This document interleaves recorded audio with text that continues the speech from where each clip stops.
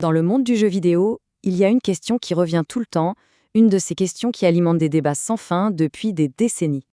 Bon, évidemment, la réponse dépend de chacun. Mais au fil du temps, certains jeux ont vraiment fait l'unanimité contre eux. Et attention, ce n'est pas juste une question de goût. Non, ces jeux-là se sont plantés pour des raisons bien précises.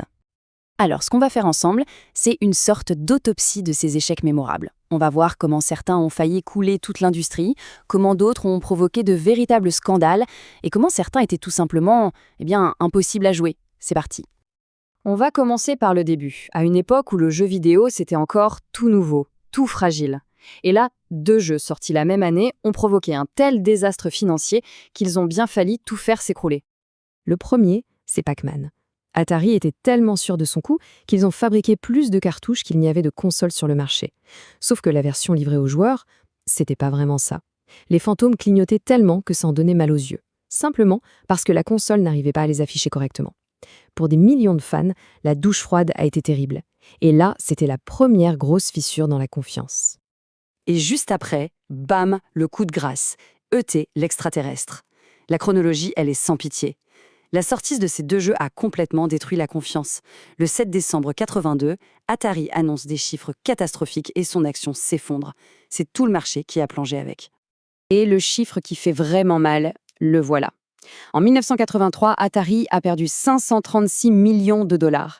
Pour donner une idée, c'est une somme tellement colossale que ça a non seulement mis l'industrie à genoux, mais ça a tout simplement forcé la vente de l'entreprise. L'image qui symbolise le mieux ce fiasco, c'est sans doute celle-là, l'enterrement de millions de cartouches invendues d'E.T. Il faut savoir que le jeu a été développé en 5 semaines, juste 5 petites semaines, pour être prêt pour Noël. Le résultat, un gameplay où on ne faisait que tomber dans des trous, encore et encore, de quoi forger sa réputation de jeu injouable et alimenter cette fameuse légende de la décharge. Allez, on change de catégorie d'échecs. On passe maintenant à ces jeux dont la mauvaise réputation ne vient pas que de leur qualité, mais surtout de l'impact social et des polémiques qu'ils ont déclenchées. Custer's Revenge, sorti la même année que les catastrophes d'Atari, est peut-être le premier exemple de jeu qui a créé une véritable panique morale. Son contenu, qui mettait en scène une agression sexuelle, a été unanimement condamné et a lancé un débat sur ce qu'on peut montrer ou non dans un jeu vidéo. Et d'ailleurs, c'est un débat qui existe encore aujourd'hui. L'histoire de Night Trap, elle, montre bien comment un jeu finalement assez inoffensif peut devenir un énorme enjeu politique. À la base, c'était un film interactif, un peu kitsch, un vrai nanar, mais il s'est retrouvé présenté devant le Sénat américain comme l'exemple parfait de la perversion de l'industrie. La conséquence directe de tout ça, la création de l'ISRB, le système de classification par âge qu'on utilise encore aujourd'hui. Ok, laissons les controverses de côté. Maintenant, on va parler de ces jeux qui n'étaient pas forcément polémiques, mais qui étaient juste cassés. Vraiment complètement buggés et injouables. Ah, Superman 64, rien que le nom suffit à rappeler de mauvais souvenirs à beaucoup de monde. La quasi-totalité du jeu, c'était de voler à travers des anneaux, une mission rendue impossible par un brouillard de kryptonite ultra épais. En réalité, ce brouillard, c'était juste un cache-misère pour masquer les faiblesses graphiques de la console. Résultat, on n'y voyait rien, un cas d'école de mauvaises décisions de game design. Mais alors Superman 64, à côté de Big Rigs, c'est presque un chef-d'œuvre. Ce jeu a été mis en vente alors qu'il n'était même pas fini, c'est à peine une version alpha. La physique n'existait pas, on pouvait traverser les bâtiments, grimper des montagnes à la verticale. Et le meilleur, l'adversaire, lui, ne quittait jamais la ligne de départ. Il était donc impossible de perdre.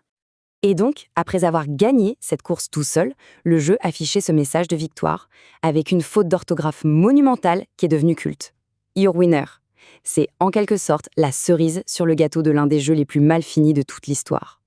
Parfois, un jeu n'est pas forcément mauvais de A à Z, mais la déception est tellement immense par rapport aux promesses qu'il s'effondre sous le poids de son propre marketing, c'est la catégorie des jeux victimes de l'orgueil de leurs créateurs. Cette pub, devenue tristement célèbre, résume tout le problème de Daikatana. John Romero, c'était une légende à l'époque, un des créateurs de Doom, et il a lancé une campagne de pub hyper arrogante avant même que le jeu soit prêt. Cette phrase, qu'on peut traduire par « John Romero va faire de toi sa salotte », a créé une attente démesurée et pas mal d'agacement aussi. Le problème, c'est qu'après des années et des années de retard, quand le jeu est enfin sorti, il était complètement dépassé techniquement et rempli de défauts. L'échec a été aussi retentissant que la pub avait été prétentieuse. Une vraie leçon sur les dangers de trop en promettre. Un autre exemple plus récent, c'est No Man's Sky. On nous promettait un univers infini, du multijoueur incroyable, des batailles spatiales, sauf qu'au lancement, la réalité était bien plus fade. Pas de multi et une exploration qui devenait très vite répétitive. Le fossé entre la promesse et la réalité a provoqué une colère énorme. Mais ce qui est intéressant, c'est que c'est aussi une histoire de rédemption. Les développeurs ont travaillé des années gratuitement pour finalement livrer le jeu qu'ils avaient promis. Pour Battlefront 2, l'échec était d'un tout autre genre. Il était éthique. La progression dans le jeu était liée à des loot box, des coffres surprises, qu'on pouvait acheter avec de l'argent réel. Le système a été perçu comme du pay to win, payer pour gagner, et ça a déclenché une controverse tellement forte qu'elle a dépassé le monde du jeu vidéo. Des gouvernements se sont même penchés sur la question en se demandant si ce n'était pas tout simplement une forme de jeu d'argent déguisé. Alors après avoir vu toutes ces manières de se rater, il y a une question qui se pose. Pourquoi est-ce qu'on se souvient autant de ces jeux, parfois même mieux que de certains bons jeux? Eh bien, une partie de la réponse, c'est ce qu'on appelle le phénomène du nanar. Un jeu peut être tellement raté qu'il en devient fascinant et même drôle.